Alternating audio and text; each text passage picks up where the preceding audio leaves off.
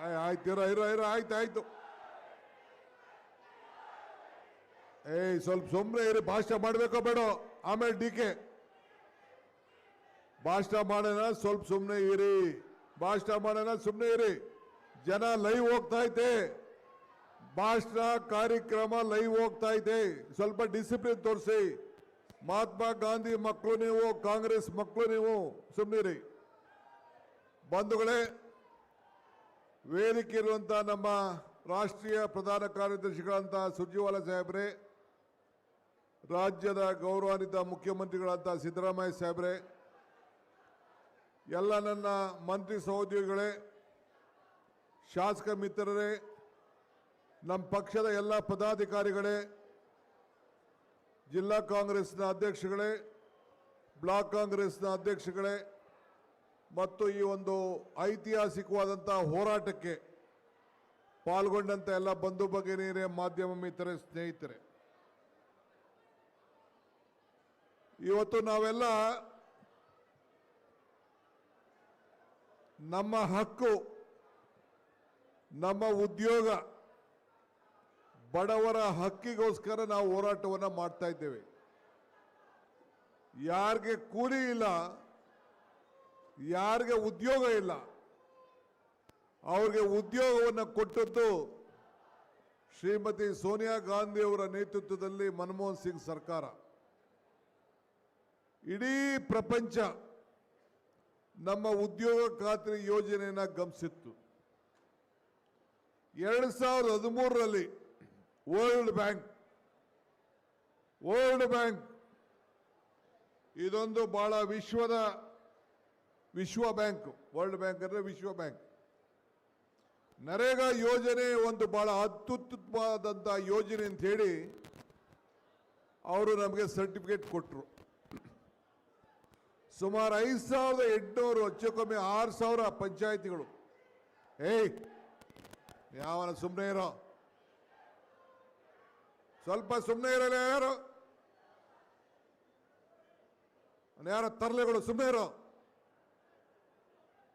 ಯಾರು ಕರೆದ್ರೆ ಎಳೆದಾಕ್ಸೋ ಈಚೆಗೆ ಡಿಕೆ ಅಂತೆ. ಸುಮಾರು 6000 ಪಂಚಾಯಿತಿಗಳು ಇದ್ದು ಈಗ 7000 ಚಿಲ್ಲರೆ ಪಂಚಾಯತ್, 5700 ಚಿಲ್ಲರೆ ಪಂಚಾಯಿತಿಗಳು ಇವತ್ತಿದೆ. 6000 ಕೋಟಿ ರೂಪಾಯಿಗಳನ್ನು ಖರ್ಚು ಮಾಡ್ತಾ ಇದ್ದು, 6000 ಕೋಟಿ ರೂಪಾಯಿ. ಪ್ರತಿಯೊಬ್ಬರು ಕೂಡ ಉದ್ಯೋಗ ಬೇಕಾದವರು ಉದ್ಯೋಗ ಏನು ಮಾಡಬೇಕು ಅಂತೇಳಿ ಪಂಚಾಯಿತಿಗಳಲ್ಲಿ ಪಂಚಾಯಿತಿ ಸದಸ್ಯರುಗಳು ತೀರ್ಮಾನ ಮಾಡ್ತಾ ಇದ್ರು. ಏನು ಉದ್ಯೋಗವನ್ನು ತೆಗೆದುಕೊಳ್ಬೇಕು ಅಂತೇಳಿ ಪಂಚಾಯಿತಿಯವರೆಲ್ಲ ಕೂತ್ಕೊಂಡು ಅವರು ಆ ಪಂಚಾಯಿತಿ ಅಭಿವೃದ್ಧಿ ಬಗ್ಗೆ ಕೆಲಸ ಮಾಡ್ತಾ ಇದ್ರು. ಮನಮೋಹನ್ ಸಿಂಗ್ ರವರು, CP ಜೋಶಿ ಅವರು ಕೇಂದ್ರ ಮಂತ್ರಿಯಾಗಿದ್ದಾಗ ಸೋನಿಯಾ ಗಾಂಧಿ ಅವರ ಮಾರ್ಗದರ್ಶನದ ಮೇಲೆ ಯಾರು ಬೇರೆ ಜಮೀನುಗಳಿಗೆ ಹೋಗಿ ಕೆಲಸ ಮಾಡೋಕ್ಕೆ ಅವಮಾನ ಆಗ್ತದೆ ಅಂತೇಳಿ ಕೂಲಿಯನ್ನು ಕೊಡಬೇಕು ಅಂತೇಳಿ ತನ್ನ ಸ್ವಂತ ಜಮೀನಲ್ಲೂ ಕೂಡ ಉದ್ಯೋಗ ಮಾಡಿಕೊಂಡ್ರೆ ಅವ್ರಿಗೆ ಕೂಲಿ ಕೊಡುವಂಥ ಒಂದು ಐತಿಹಾಸಿಕವಾದಂಥ ತೀರ್ಮಾನವನ್ನು UPA ಸರ್ಕಾರ ಮಾಡ್ತು. ಅಂದರೆ ನಿಮ್ಮ ಜಮೀನಲ್ಲಿ ಮಟ್ಟ ಮಾಡ್ಕೋಬೇಕಾದ್ರೆ, ನೀವು ಆಶ್ರಯ ಮನೆ ಕಟ್ಕೋಬೇಕಾದ್ರೆ, ಇಂದಿರಾವಾಸ್ ಮನೆ ಕಟ್ಕೋಬೇಕಾದ್ರೆ, ನಿಮ್ಮ ದನಿನ ಕೊಟ್ಟಿಗೆ ಕಟ್ಕೋಬೇಕಾದ್ರೆ, ಎಲ್ಲ ವ್ಯವಸಾಯಕ್ಕೆ ಉಪಯೋಗ ಮಾಡಿಕೊಂಡು ನೀವು ಏನೇ ಮಾಡಿದ್ರು ಕೂಡ ನೀವು ರಿಜಿಸ್ಟರ್ ಮಾಡಿಕೊಂಡ್ರೆ ನಿಮಗೆ ಕೂಲಿ ಕೊಡುವಂಥ ಒಂದು ವ್ಯವಸ್ಥೆಯನ್ನು ಈ ಕಾಯ್ದೆ ಕೊಟ್ಟಿತ್ತು. ಇದು ದೊಡ್ಡ ಆಂದೋಲನ ರೀತಿ ನಡೀತಾ ಇತ್ತು. 90% ಇವತ್ತು ಕೊಡ್ತಾ ಇದ್ರು.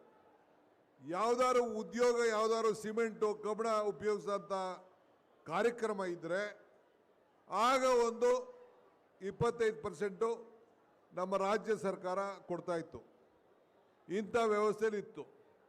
ಪ್ರತಿಯೊಂದು ಸುಮಾರು 7000 ಜನ ಇದಕ್ಕೆ ಉಸ್ತುವಾರಿಗೆ ಜವಾಬ್ದಾರಿಯನ್ನು ನೇಮಕ ಮಾಡೋಂಥ ಉದ್ಯೋಗಗಳು ಕೂಡ ಇವತ್ತು ಸೃಷ್ಟಿಯಾಗಿತ್ತು. ಇವತ್ತು ಎಲ್ಲ ಕೂಡ ಇವತ್ತು ಮುಗಿಸಿ ಮಹಾತ್ಮ ಗಾಂಧೀಜಿಯವರ ಹೆಸರನ್ನು ತೆಗೆದುಹಾಕ್ಬಿಟ್ಟು ಇವತ್ತು ಈ ಯೋಜನೆಗೆ ಹೊಸ ರೂಪವನ್ನು ಕೊಟ್ಟಿದ್ದಾರೆ. 60% ಕೇಂದ್ರ ಅಂತೆ, 40% ನಾವಂತೆ. ಇದು ಅಸೆಂಬ್ಲಿಲಿ ನಾವು ಪ್ರತ್ಯೇಕವಾದಂಥ ಚರ್ಚೆಗೆ ಈ ವಿಧಾನಸೌಧವನ್ನು ನಾವು ಕರೆದಿದ್ದೇವೆ. ಇವತ್ತು ನಮ್ಮ HK ಪಾಟೀಲರು ಮತ್ತು ಅನೇಕರೆಲ್ಲ ಸಲಹೆ ಕೊಟ್ಟರು, ಪಕ್ಷ ಒಪ್ಕೊಂಡು, ಸರ್ಕಾರ ಒಪ್ಕೊಂಡು ಇವತ್ತು ನಾವು ಕರೆದಿದ್ದೇವೆ.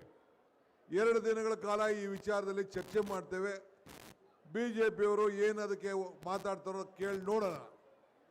ಆದರೆ ಇವತ್ತು BJPಯವರು ಅಲ್ಲೋಗಿ ಗಾಂಧೀಜಿ ಪ್ರತಿ ಮುಂದೆ ಪ್ರತಿಭಟನೆ ಮಾಡ್ತಾ ಇದ್ದಾರೆ ಅಂತೇಳಿ ನನಗೆ ಮಾಹಿತಿ ಬಂತು.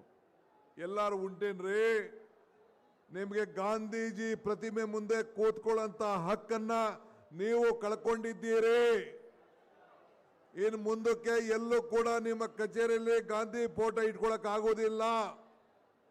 ಗಾಂಧೀಜಿನ ನಾಥುರಾಮ್ ಗೋಡ್ಸೆ ಕೊಂದದ್ದಲ್ಲ, ನೀವೆಲ್ಲ BJPಯವರು ಸೇರಿ, NDAಯವರು ಸೇರಿ ಇವತ್ತು ಅವರನ್ನ ಕೊಲ್ತಾ ಇದ್ದೀರಿ.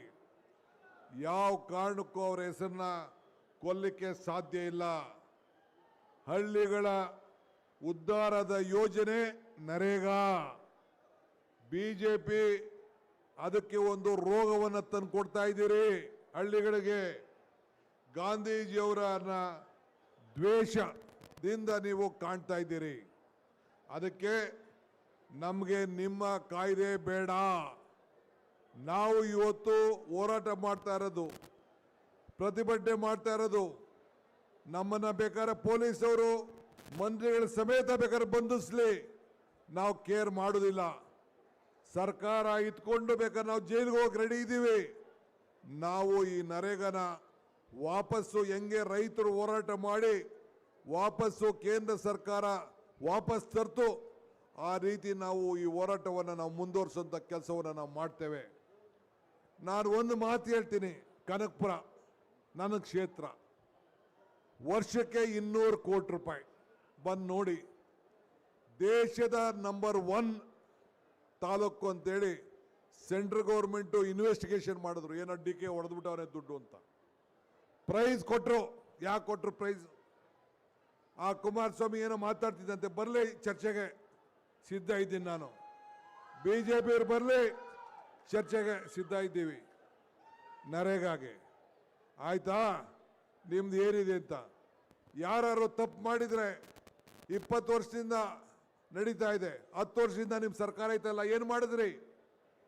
ನಾವುಗಳು ಕೆಲವು ಪಂಚಾಯತಿಗಳು ಏನೋ ಹೆಚ್ಚು ಕಮ್ಮಿ ಆಯಿತು ಅಂತೇಳಿ ನಾವು ಕೆಲವು ಕ್ರಮವನ್ನು ಕೈಗೊಂಡಿದ್ದೇವೆ.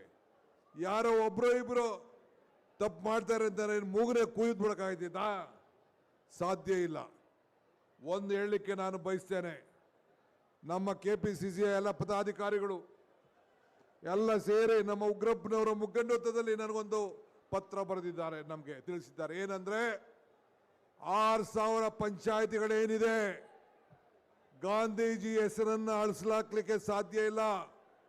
ಮುಂದಿನ ದಿನದಲ್ಲಿ ಗ್ರಾಮ ಪಂಚಾಯತಿಗಳಿಗೆ ಮಹಾತ್ಮ ಗಾಂಧೀಜಿಯವರ ಹೆಸರನ್ನ ಇಡಬೇಕು ಅಂತೇಳಿ ಸರ್ಕಾರಕ್ಕೆ ಅವರು ಸೂಚಿಸಿದ್ದಾರೆ. ಇದು ಪಕ್ಷದ ತೀರ್ಮಾನ. ನಾವು ಮುಖ್ಯಮಂತ್ರಿಗಳಿಗೆ ಆ ಮನವಿಯನ್ನು ನಾವು ಕೊಟ್ಟಿದ್ದೇವೆ.